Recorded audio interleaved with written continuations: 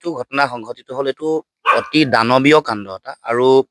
আমি সকলোৱে জানো যে অৰণ্য মানৱ যাদৱ পায়েং যাক আমি সকলোৱে মোলাই বুলি আমি সকলোৱে চিনি পাওঁ আৰু তেখেতে সৃষ্টি কৰা মোলাই কাঠনি 550 হেক্টৰ তেওঁ নিজে কৰিছিলে য'ত অতি সৰ্বাংগ সুন্দৰকৈ অৰণ্যখন গঢ়িছিলে য'ত লক্ষ লক্ষ বিভিন্ন ধৰণৰ পশু পক্ষী বিভিন্ন সৰীসৃপ সকলো জীৱকুলৰ তাত আশ্ৰয়স্থল আৰু জনগণৰ মানুহলৈ অফুৰন্ত অক্সিজেন এই যিটো মহান কৰ্ম তাৰপিছত তেওঁৰ ছোৱালী মুন্মী পায়েঙেও এই গোটেই পিতৃ পদাংক অনুকৰণ কৰি এই কাম কৰিছে আৰু মোলাই কাঠনি 2.0 য'ত 550 হেক্টৰতকৈ 1% বেছি 1% বেছি তেওঁলোকে 10 লাখ গছ তাত ৰোপণ কৰিছে যি সময়ত চাৰিওফালে গছ কাটিছে কৰবাত যদি উন্নয়নৰ নামত দলং বনাবৰ কাৰণে গছ কাটিছে ৰাস্তা বনাবৰ কাৰণে কাটিছে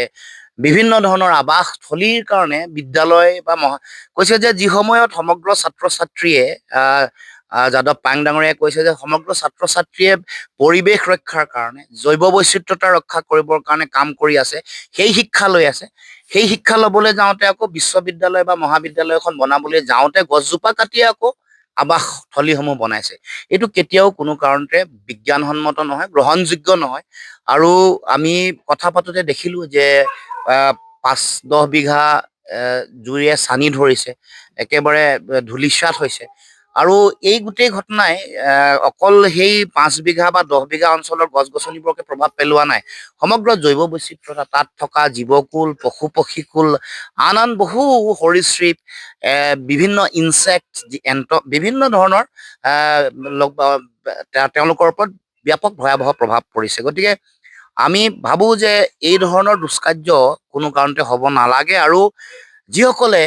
কৰিছে তেওঁলোকৰ এইটো মানৱীয়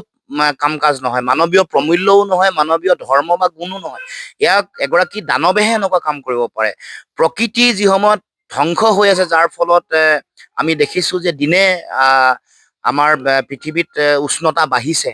গ্ল'বেল ৱাৰ্মিঙৰ যিটো ব্যাপক প্ৰভাৱ তাৰ ফলত বানপানী হৈছে গৰাখহনীয়া হৈছে বিভিন্ন ধৰণৰ পৰিৱেশ পাৰিপাৰ্শ্বিকতাৰ ওপৰত বিৰূপ প্ৰভাৱ পৰিছে জলবায়ুত এতিয়া প্ৰদূষণৰ ফলত এটা ভয়ংকৰ পৰিৱেশ গতিকে তেনে পৰিৱেশত সমগ্ৰ পৃথিৱীয়ে স্বীকৃতি দিয়া মোলাই কাঠনি এনেকৈ কোনোবাই উদ্দেশ্য প্ৰণোদিতভাৱে যিটো কৰা আক্ৰমণ তাৰ লগে লগে আকৌ ভূ মাফিয়া বা বালি মাফিয়াসকলৰ দৌৰাত্ম্য যিটো প্ৰতিবাদ কৰিব লগা হৈছে আচলতে কৰিব নালাগিছিল সেইটো নিজেই আচলতে সেইটোৰ ব্যৱস্থা চৰকাৰী যন্ত্ৰই কৰিব লাগিছিল বন বিভাগ বন মন্ত্ৰী এই অঞ্চললৈ সমগ্ৰ পৃথিৱীৰ বিভিন্ন প্ৰান্তৰ পৰা পৰ্যটকসকল আহে বিভিন্ন ধৰণৰ বিজ্ঞানী আহে গৱেষক আহে তেওঁলোকক অহাৰ ব্যৱস্থাটো কৰি দিব পৰাই নাই চৰকাৰে অথচ বন ৰক্ষা পাৰিপাৰ্শ্বিকতা ৰক্ষা বা ইয়াৰ লগত বালি বা এই গোটেই কাঠনিখন মোলাই কাঠনিখনক ৰক্ষা কৰিবৰ কাৰণে চৰকাৰে কোনো দৃঢ় পদক্ষেপ গ্ৰহণ কৰা নাই এতিয়া আমি আহ্বান জনাইছো কোনে এই ধ্বংসযজ্ঞ কৰিলে কোনে এই দানৱীয় কাম কৰিলে তেওঁলোকক চিনাক্তকৰণ কৰিব লাগে কৰায়ত্ব কৰিব লাগে কঠোৰৰ পৰা কঠোৰতম শাস্তিৰ ব্যৱস্থা গ্ৰহণ কৰিব লাগে